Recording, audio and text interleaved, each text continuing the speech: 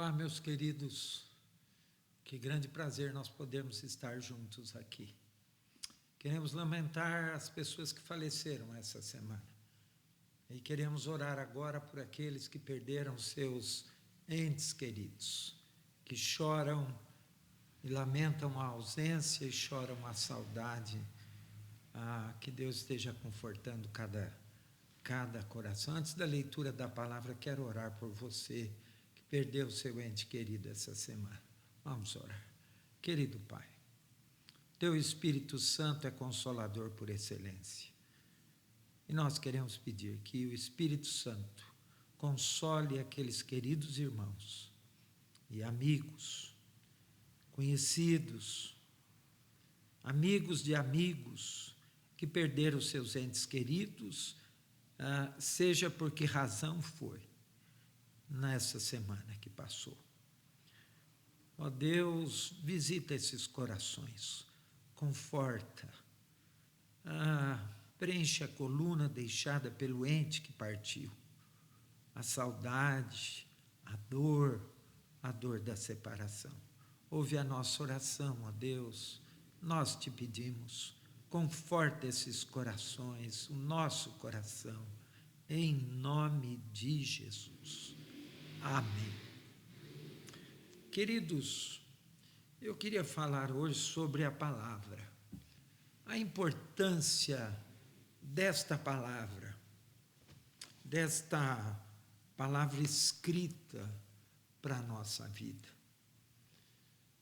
Eu já vi muita gente dizer que não lê a Bíblia porque tem medo de ficar doido. Já ouvi também pessoas dizerem que leem a Bíblia, não entendem o que está escrito, embora esteja escrito em português, tirando uma parcela da nossa população que tem dificuldade mesmo. Eu quero olhar hoje para a palavra, como aquele recado que vem do coração de Deus, que vem do trono de Deus, que vem da parte de Deus, e como uma carta, ela é endereçada a mim e a você e a quem quer que abrir este livro. Um dia uma pessoa me disse, olha, muitos livros falam de Deus, mas neste livro é Deus quem fala. A palavra de Deus é a espada do Espírito que Paulo descreve no capítulo 6 de Efésios, no versículo 17. Ele diz assim, e a palavra de Deus, que é a espada do Espírito. Ele quer dizer que o Espírito usa essa palavra. Por isso eu quero convidá-lo para ler comigo na carta aos Hebreus, capítulo 4. Carta aos Hebreus, capítulo 4, apenas um versículo, o versículo 12. Carta aos Hebreus, capítulo 4, versículo 12, onde lemos, pois a palavra de Deus é viva e eficaz, e mais afiada que qualquer espada de 2 gumes. Ela penetra ao ponto de dividir alma e espírito, juntas e medulas, e julga os pensamentos e intenções do coração. O autor da carta aos Hebreus, que ninguém tem muita certeza quem foi, se foi Paulo, se foi Apolo, ou se foi alguma outra pessoa, porque essa carta não vem assinada. Geralmente, por exemplo, uma epístola do apóstolo Paulo, ele começa se apresentando. Paulo, apóstolo de Jesus Cristo, aos irmãos que estão na região da Tessalônica ou que estão na cidade de Tessalônica. Mas, contrariamente à epístola aos Hebreus, ela não tem assinatura. Ninguém se identifica como o autor desta epístola. Paulo vai começar dizendo aqui, pois a palavra de Deus é viva e eficaz. Estas são as duas primeiras características da palavra de Deus. É viva e eficaz. Existem muitos livros que já foram best-seller, que fizeram muito sucesso, que foram livros de cabeceira de pessoas importantes, de intelectuais, de tantos outros, mas que hoje já não fazem nenhuma diferença. Já ninguém se lembra deles. Mas com a palavra de Deus isso não acontece, porque ela é viva, ela permanece sempre viva. Quando alguém resolve ler esse livro, olhar para esse livro não como um livro mitológico, não como um livro que pode trazer uma porção de confusão para a cabeça de quem quer que seja, mas como uma palavra viva, uma palavra eficaz, alguma coisa vai acontecer. Você não tenha dúvida disso. Porque Deus, Ele mesmo, Deus é o fiador da sua palavra. Deus honra a sua palavra com sua presença e com o seu poder. Nesse sentido, a Bíblia é viva e é eficaz. Porque quando ela chega no nosso coração, eficazmente, ela faz alguma coisa. Aqui não é somente a palavra escrita, mas também quando a palavra é anunciada com fidelidade. Porque eu posso dizer para você, sem medo de errar,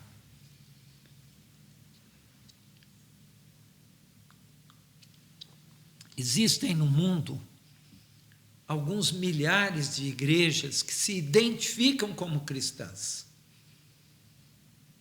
mas que verdadeiramente não consideram essa palavra como plenamente a palavra de Deus, porque pregam e anunciam uma porção de ensinos que não tem base nessa palavra.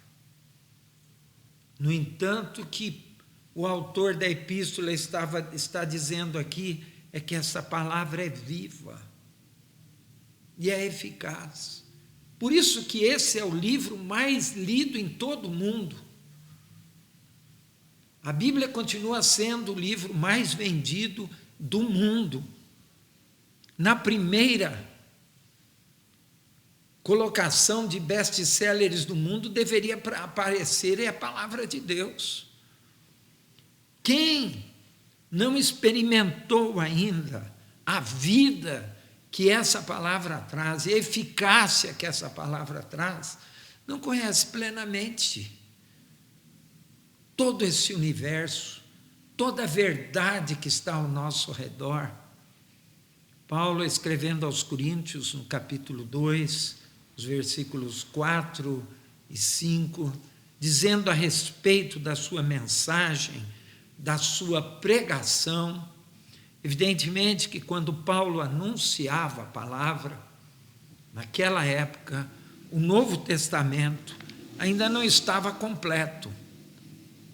Não se sabia ainda que as cartas de Paulo iriam fazer parte do Novo Testamento, que os evangelhos de Mateus, de Marcos, de Lucas e de João iriam fazer parte do evangelho.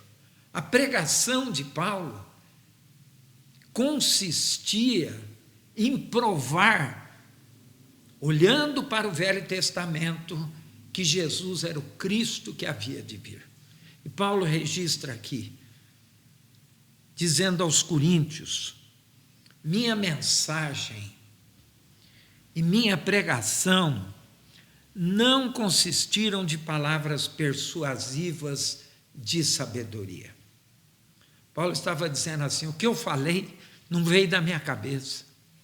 O que eu falei não saiu do coração de um homem, de um sábio, de um filósofo de um religioso ou de quem quer que seja. Não consistiram de palavras persuasivas de sabedoria. Que Paulo estava dizendo o seguinte: eu não tentei convencer vocês com meus argumentos pessoais, mas, abre aspas, consistiram de demonstração do poder do Espírito. Por isso que a palavra é viva e eficaz. Porque quando ela é lida, misturada com fé, o Espírito Santo fala. Para que a fé que vocês têm não se baseasse na sabedoria humana, mas no poder de Deus. Então, quando nós olhamos para esta palavra, quando nós procuramos ser igreja conforme essa palavra, quando nós anunciamos essa palavra, nós não estamos anunciando a nossa opinião. Isso é muito bom que fique claro no seu coração. Não é a minha opinião, não é a opinião de quem quer que seja, mas é esta palavra que é viva, essa palavra que faz diferença quando ela encontra no coração uma terra propícia para receber, como que uma semente que ali é depositada, que ali é plantada, e ela faz uma grande diferença. Então, meus queridos, quando alguém disser que a palavra que é falada todo domingo aqui é do pastor, que a palavra que é pregada, anunciada, explicada, explanada todo domingo aqui é da igreja presbiteriana, está errado. Está muito errado. Porque essa palavra aqui, ela não é propriedade de ninguém. Ninguém pode se arrogar o direito de dizer assim: olha, só a nossa igreja, só o meu pastor, só o meu bispo, só o profeta lá da minha igreja é capaz de interpretar essa Bíblia. Que nada disso. Você sabe muito bem disso. Você começa a ler os evangelhos, você começa a entender. E você começa a perceber que Jesus é Deus. Porque, como disse Nicodemos a Jesus, só alguém vindo da parte de Deus pode fazer os sinais que o Senhor faz. Então, meu querido, minha querida, hoje está uma briga, se mistura religião com política. É tudo errado. Essa palavra aqui não é propriedade de ninguém, não é propriedade da igreja presbiteriana e de nenhuma igreja que se diz evangélica. Você pode até duvidar do que eu estou falando aqui, mas você pode ser tão nobre como foram os crentes de Bereia. Eles ouviam a palavra de Paulo e iam conferir na palavra, nas escrituras, na palavra escrita, aquilo que Paulo estava pregando, para ver se de fato as coisas que Paulo estava falando eram corretas. E eles chegaram à conclusão que Paulo pregava essa palavra que é viva e eficaz. E o autor continua: mais afiada que qualquer espada de 2 gumes.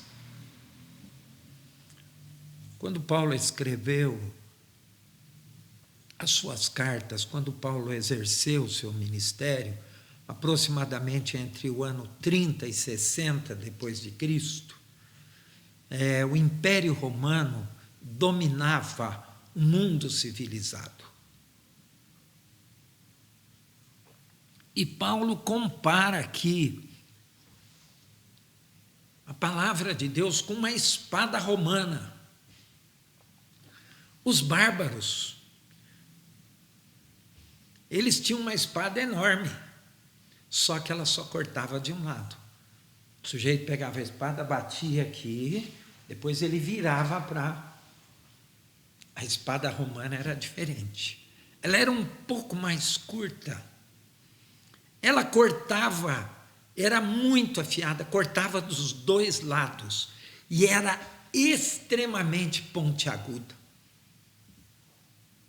O soldado podia espetar o coração do inimigo em segundos. O inimigo estava morto. E Paulo diz assim: a palavra de Deus é viva e eficaz. E mais, ênfase no mais aqui, afiada que qualquer espada de dois gumes, isto é, a espada que corta dos dois lados, que tem corte dos dois lados, como a espada romana. A palavra de Deus é um instrumento adequado para falar ao coração das pessoas.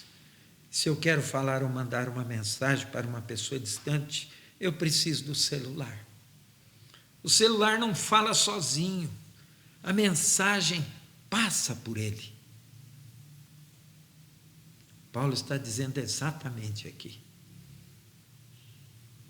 Quando ele estava pregando, a mensagem passava por ele, passava pela sua mente, mas penetrava afiadamente no coração das pessoas, porque era muito mais afiada do que uma espada de dois gumes, e penetra ao ponto de dividir alma e espírito, juntas e medula. A palavra de Deus é a única capaz de separar a verdade da mentira.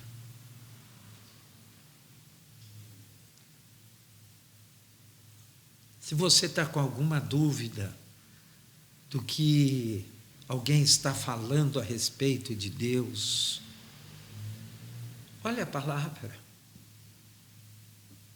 Por exemplo, a palavra não me autoriza a ter presente no culto, além de água, pão e vinho, absolutamente nada mais. A água do batismo, o pão e o vinho da Santa Ceia. Só esses três elementos é que a palavra de Deus me autoriza a colocar no culto. Porque a palavra de Deus é a verdade. O que vai além disso, se eu vier aqui querendo falar para você de rosa ungida, de sal grosso, ou de qualquer outra prática estranha, isso é mentira. E a palavra de Deus penetra e divide a alma do espírito juntas e medulas. Porque Paulo vai continuar a questão da espada aqui. O açougueiro, quando ele está desossando a carne, tirando a bisteca, tirando a picanha, tirando o contrafilé, tirando o filé mignon, ele precisa ter uma faca muito afiada. Por quê? Porque a faca precisa separar a carne dos ossos, das juntas, das medulas. O autor da epístola está dizendo assim, que ela penetra lá no profundo do nosso coração. E ela faz uma separação entre o que é verdade e o que é mentira. Entre o fake news da mensagem verdadeira, dos ensinos meramente humanos e religiosos, das coisas espirituais e eternas. Por isso que a nossa única autoridade tem de ser essa palavra. Eu não posso inverter. A igreja não pode ser superior a essa palavra, as escrituras sagradas. O que aconteceu na reforma? O que aconteceu na reforma é que a igreja era superior à palavra. Ela falava o que queria. E aí penetraram na igreja uma porção de doutrinas que não tem respaldo nas escrituras. O que aconteceu na reforma? A Bíblia foi colocada no seu devido lugar. A Bíblia é superior à igreja. O que não for filtrado por essa palavra, eu não posso anunciar aqui desse púlpito. Eu não posso anunciar para você. A igreja está submissa à palavra como está submissa a Cristo Jesus. Ensinos meramente humanos e religiosos, ela separa das coisas espirituais e eternas. A confusão da paz que excede todo entendimento. A alma é a nossa parte humana. O espírito é o novo nascimento. Paulo diz assim, que a Bíblia penetra lá. E ela muda a nossa mente. Ela opera na nossa mente. Se você começa a ler essa palavra, se você não tem o hábito, eu te desafio a fazer isso. Comece a ler a Bíblia. Tem tanto aplicativo agora, aqui, que nos ajudam a ler a palavra de Deus, que nos incentivam a ler a palavra de Deus. Pois você pode me escrever no privado que eu passo alguns aplicativos, pelo menos, que é da minha preferência. A palavra de Deus como uma espada afiada, penetra e divide. E aí nós começamos a entender a diferença entre a verdade e a mentira, entre o fake news e a mensagem verdadeira. E aí a gente não precisa mais viver à custa do que diz o profeta, do que diz o bispo, do que diz o pregador. Por quê? Porque eu sou como os bereanos. Eu vou lá conferir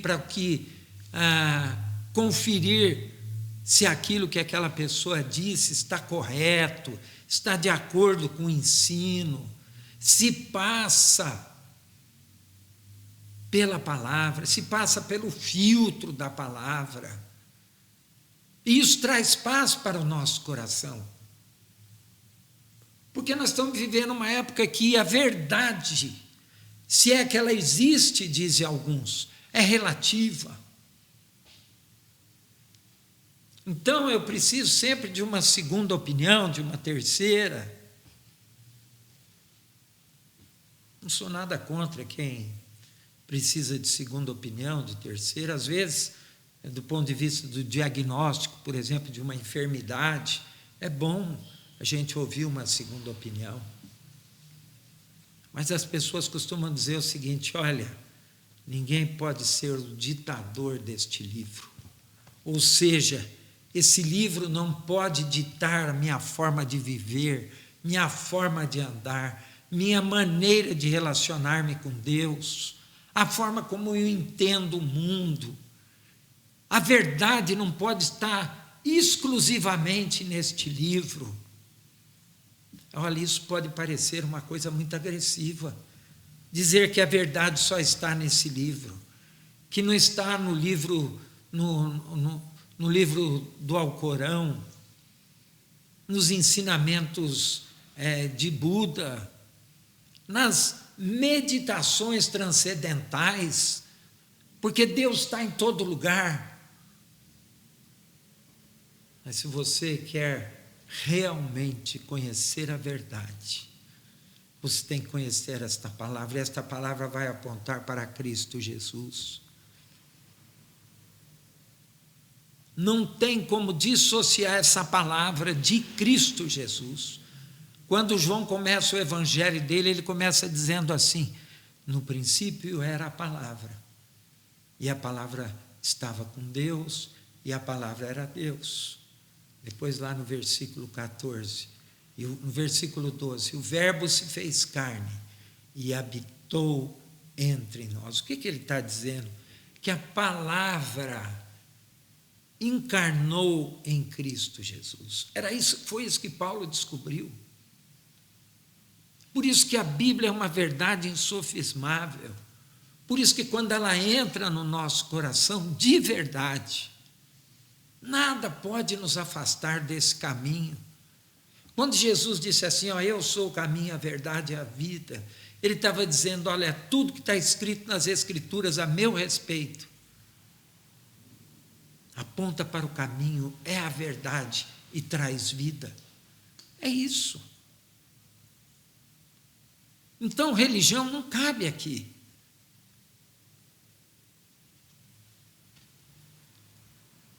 O versículo termina dizendo, e julga os pensamentos e intenções do coração. Julga quem eu sou na intimidade. A Bíblia me desnuda. A Bíblia me deixa sem roupa. A Bíblia expõe quem eu sou. A palavra revela a verdade sobre mim mesmo, em primeiro lugar. Se eu for de fato uma pessoa sincera, essa palavra vai me desnudar, mas vai me desnudar para mim mesmo. Vai questionar se eu tenho vida ou sou apenas ossos e carne. Se eu sou um ser humano ambulante, se eu sou apenas um monte de carne e osso andando, sem nenhum entendimento a respeito das coisas eternas, ou se eu tenho vida verdadeira, essa palavra vai mostrar. Vai discernir meus pensamentos, vai discernir se os meus pensamentos e intenções são espirituais, ou se os meus pensamentos e intenções são apenas humanas e naturais. Meu querido, isso tem que fazer diferença na sua vida e na minha vida. Quando alguém emitir alguma opinião a respeito de Deus, se não estiver de acordo com essa palavra, sinto muito. Essa é uma verdade hoje difícil de ser emitida, mas estará errada, porque Deus resolveu, isso é um grande mistério, se manifestar através dessa palavra. Alguém pode dizer assim, então se eu não ler a palavra, eu não vou saber nada a respeito de Deus. Você pode até não ler.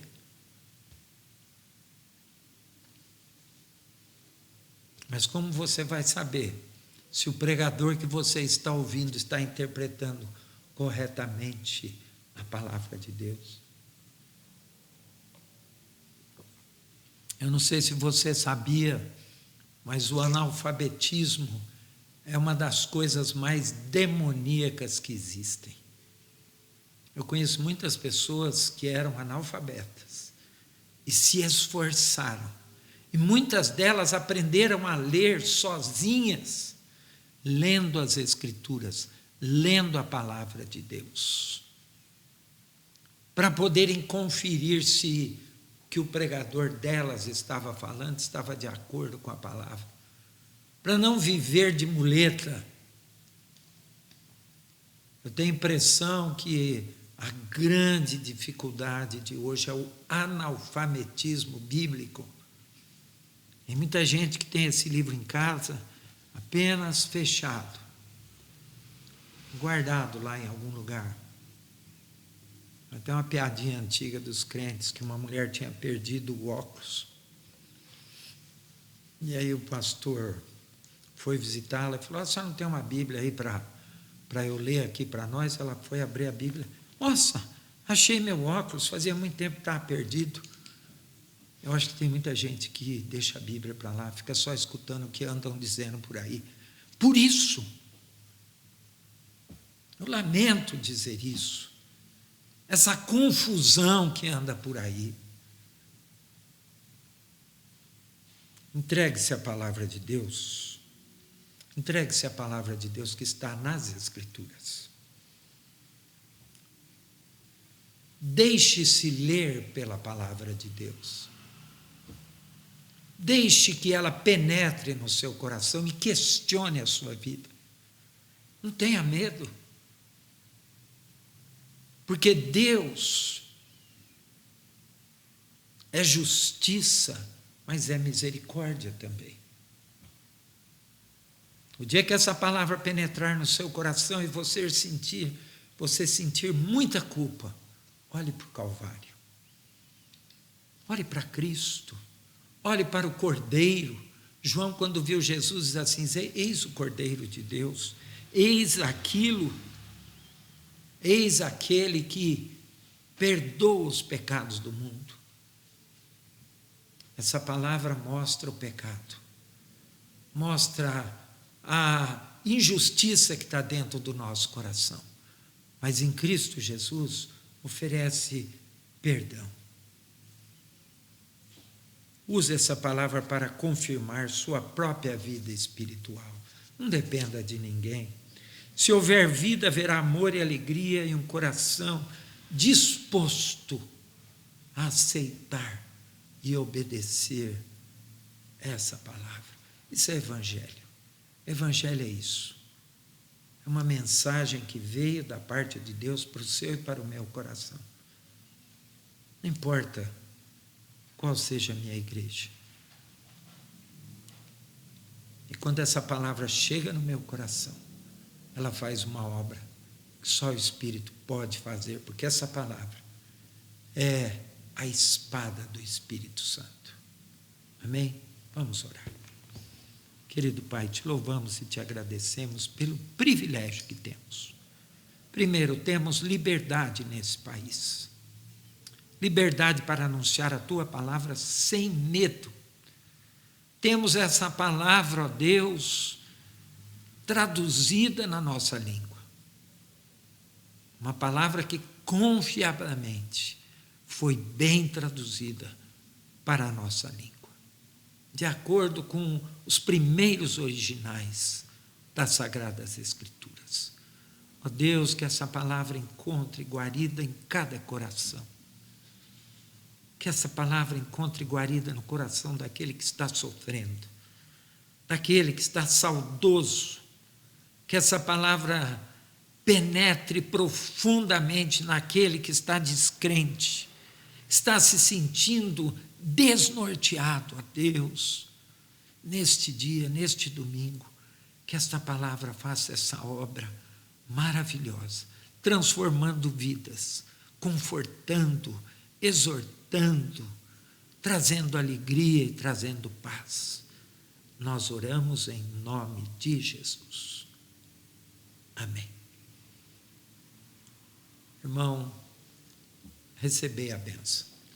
Que a graça do Senhor Jesus Cristo, que o amor insondável de Deus, o nosso Pai, que a presença, o poder e as consolações do Espírito Santo sobre cada um de nós esteja e permaneça, hoje para sempre.